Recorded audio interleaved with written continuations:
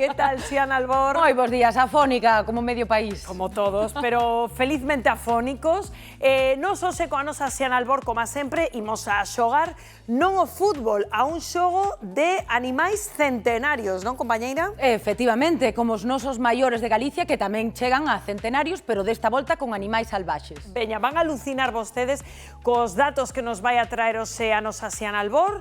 Como sempre, ti mandas, compañeira, por que animal empezamos? Veña, vou comezar con un bastante mítico e moi coñecido, Rocío, pero moi misterioso, pouca xente o viu vivo. E iso que vive moito. Cantos anos pensas ti que pode chegar a vivir un tiburón de Groenlandia? Un tiburón de Groenlandia, pois, non sei, 85 anos. Mais. Moitísimo máis. 99. Quedaste curta como se quedou Argentina onte. Pois 110. Pero non. Máis, Rocío, non, máis non. de 110 anos. 130? Non, vas ter que pedir papas, seméllame a min. Venga, última xa. 180? Non, aínda máis. Cantos? É unha tremenda barbaridade. Estímase que un tiburón de Groenlandia pode chegar a vivir 512 anos. Fagamos o silencio no plató, fagan o silencio nas casas, como fai o tiburón para vivir tanto. Isto é ímolo poñer en contexto, Rocío. Isto é unha estimación. Hai un equipo de investigadores liderados por un investigador danés que estudou diferentes exemplares de tiburón de Groenlandia, que son uns peixes masivamente grandes, e estudaron as proteínas dos cristalinos do ollo mediante carbono 14, ou seja, podémonos fiar. E chegaron á conclusión de que con certeza poden chegar a vivir 272 anos, ou sexa, Carlos II morrera. Galicia era un reino, os Austrias desaparecían, ascendían os Borbóns. Cervantes estaba escribindo o Quijote. Antes incluso, e podemos chegar a pensar que había un tiburón vivo, Rocío, cando María Pita defendía a cidade da Coruña dos ingleses con Francis Drake á cabeza. E por que augas navega este tiburón? Pois por augas moi frías. Eso xa sí que é unha cousa mítica de dicir a auga fría, xa sabes que conserva moi ben o corpo. De feito, recomendan que acabemos as duchas con auga fría para manter o noso metabolismo en acción. Pois estes tiburóns habitan as augas frías polares. De feito, gústalles moito a profundidade, poden chegar a máis de 2000 metros, pero están ali arredor da Groenlandia e da Islandia. E son bastante curiosos, é un animal moi grande, moi lento. Máis lento que Messi onte xogando a final. Nada a máis ou menos 1 km/h, pero iso sí, é quen de tamén cazar focas, aproveita que estean a dormir. Aliméntase maiormente de preas e, de novo, temos a un dos animais máis grandes e máis lonxevos, o vertebrado lonxevo máis coñecido do noso planeta. O seu metabolismo radicalmente lento está a inspirar estudos para entender o envellecemento humano, para estudar as enfermedades degenerativas e mesmo para previr o cancro, porque hai que entender como pode ser que esa xenética consiga que un animal vertebrado brandiño e fofiño chegue a esa tremenda idade. E sobre todo cando non ten, creo, unha boa visión, non? Efectivamente, teñen unha visión moi limitada, eso si, un olfacto moi desenvolvido. E dáse unha cousa moi curiosa nestes animais. Teñen uns parásitos nos ollos, uns copépodos, aí o estamos vendo, Rocío, mira. E eses copépodos desenvolven a súa completa vida nos ollos destes tiburóns. Aínda así, semella que continúan a ver, pero de novo, nesas augas xélidas, profundas, escuras, non precisan tanto a visión. Un dato curioso é o seu extremo crecemento lento. De feito, poden chegar á adolescencia con 50 anos, máis ou menos como o noso Manel Mosquera, membro da nosa especie, coñecido tamén polo mesmo, pero é que alcanzan a madurez sexual aos 150 anos. Que me dis? Entón é normal que vivan tantos e tantísimos anos. De novo, a importancia de estudar máis e máis os nosos océanos. Coñecemos máis o espazo exterior que os océanos do noso planeta, eso non pode ser. Totalmente. E que me podes dicir da súa carne? Xa por último, Xiana? Pois temazo de novo, porque a súa carne contén toxinas e precisa superar un proceso de fermentación para non seres tóxicas para os humanos, pero aínda así, islandeses e habitantes da Groenlandia aprecian a moitísimo.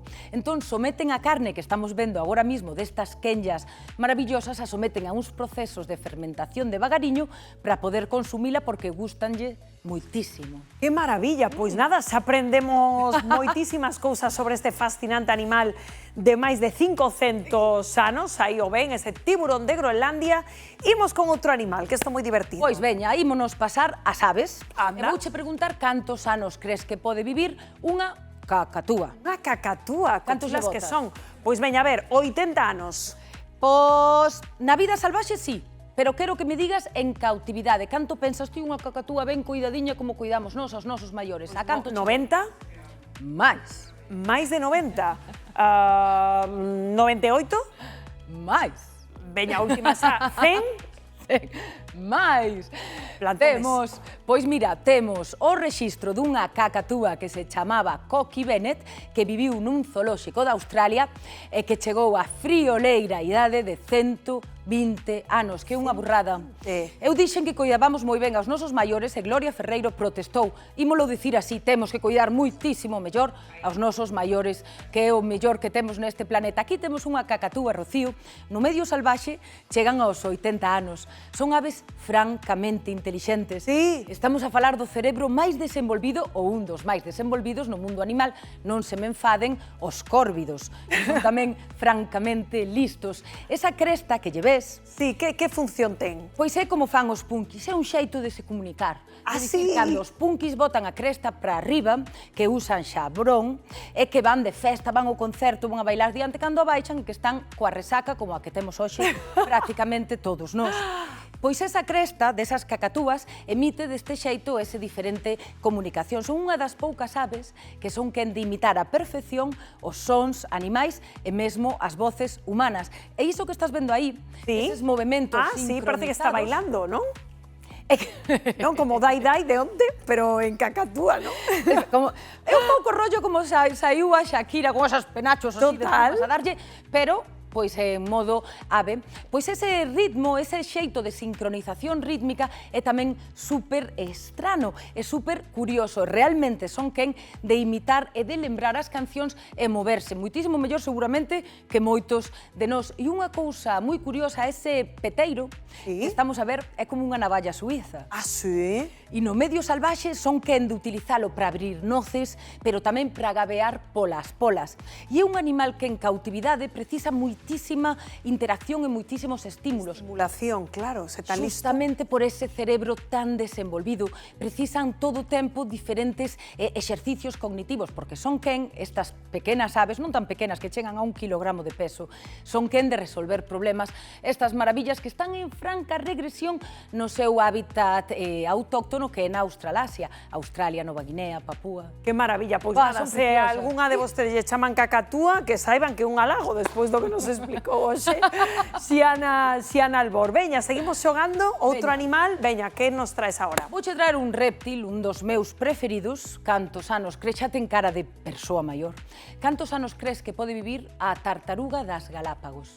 Estas lles viven botas? moito, non? Pois, eu que sei, 300 anos? Pois pasache este por fin. Ah, bueno, Ibache ben. dicir mal, como xa me tedes Como sempre fallo, cantos anos pode vivir? acostumada. De novo, no medio salvaxe pode vivir moitísimo tempo, pero temos rexistros de tartarugas en zoolóxicos, como por exemplo Harriet, que chegou aos 175 anos. 175. Que é unha salvaxada, pero de novo son dos reptiles máis lonxevos do planeta. É unha criatura excepcional, Rocío. E vouche dar un dato. Vale, ti me dirás un 80, pois pensa... No, un 80, con tacóns, un 70. Bueno, xa sabes que hai que botarse para arriba. Como a cacatúa. Pois as tartarugas das Galápagos, cando botan o pescozo para fora, como estamos a ver, porque son tartarugas terrestres, forman parte do complexo Cheloinidis niger, son quen de medir ata 1,80 e pesar máis ou menos 6 veces o teu pasada, peso. É incrível, son animais, lembraste que o vídeo trouxera tamén unha tartaruga, o vídeo chamei, no? Octavio, trouxera tamén unha Sí, tartaruga sí. francamente grande aquí a plató. Son maiormente omnívoras, pero consumen moitísima vexetación e, de feito, son enxeñeiras dos ecosistemas como esta que estamos ver aquí a desfrutar dese pedaciño verde e van, digamos, que sementando as diferentes plantas ao longo das Galápagos. Aí está a comer unha cenoira que é tan boa para a pele. É un animal moi... E poden pasar tempo sen comer? Poden pasar moitísimo tempo sen comer e xustamente ese é un dos éxitos da súa gran idade, da súa gran longevidade. E que, de feito, hai agora un biólogo moi famoso que o que está dicindo é que para vivir máis e mellor temos que deter o noso metabolismo, por exemplo, comendo ben menos ou levando unha vida repousada, que é xustamente o que fan as tartarugas das Galápagos, que hai unha cousa moi bonita, porque foron as que inspiraron a Darwin na súa famosísima teoría da evolución, porque segundo na illa na que vivían as tartarugas das Galápagos teñen un diferente coraiza, e esa coraiza permítelles alcanzar vexetación máis longa en illas máis secas ou vexetación que está máis a ras do chan en illas onde hai máis abundancia de recursos. Que maravilla, non? Exemplo aí de adaptación ao entorno. Fantástico, pois imos co último animal, pareceche? Veña, vouche dar outro réptil. Ai, que maravilla. Neste caso un réptil que non mellor que non lle botes a man. É un crocodilo. Cantos anos crees que ti que pode chegar a vivir un crocodilo do Nilo? A ver, temos os 500 do tiburón de Groenlandia, non? 100 e pico, pois un cocodrilo, pois non sei, 120? Oh, moi ben! En serio? Sí, temos rexistro, hai aínda hoxe un 126, cocodrilo. ben, ben. Exacto, Henry, que ten hoxe en día 126 anos. Naceu no 1900. Anda, bueno, moi ben. E por que viven tanto tempo? Pois en parte, de novo, ese metabolismo lento, esa pouca, esa Vida lenta, tranquilidade. nota para non ter estrés, Isto vemos que non? Completamente, Rocío, vai todo por aí. De feito, todos estes animais tan lonxevos están a ser moi estudiados porque unha das maravillas do estudo do mundo salvaxe é que nos pode axudar a levar mellores vidas na nosa especie. E, de novo, ese metabolismo lento, toman as cousas con calma, poden agardar días enteiros en comer, poden agardar días enteiros para coller unha presa. E, curiosamente, as nais, que poden semellar francamente agresivas, son moi protectoras coas seus ovos e despois con as crías cando saen dos ovos. Van as cuidar moitísimo, vanse volver moi agresivas e van levar despois as crías na boquiña ata o rego, ata a auga ou o río. Eso si, unha trabada dun crocodilo está entre as máis poderosas do mundo animal, 16.000 newtons. É francamente unha barbaridade e serían a ruína dos dentistas. Xa. Porque os dentes os mudan durante Como pode vida. ser o tamaño do dente dun cocodrilo? Pois pode chegar a, francamente, a medir a mellor 20 centímetros, igual me quedo curta ou igual me paso, porque nisto son moi galega. E por último, Xiana, chegaron a convivir os cocodrilos e os dinosaurios? Pois sí, señorita, efectivamente. Temos que pensar que había crocodilos, os antepasados dos crocodilos que vemos hoxe na África, xa estaban aquí hai 200 millóns de anos. Que pasada. Pasaron aos dinosaurios, ou seja, que merecen, desde logo, a nosa protección. E sempre será un misterio, non? Por que os dinosaurios se extinguiron. Absoluto. E por que os cocodrilos aí seguen dando guerra. Grazas, Xiana Albor.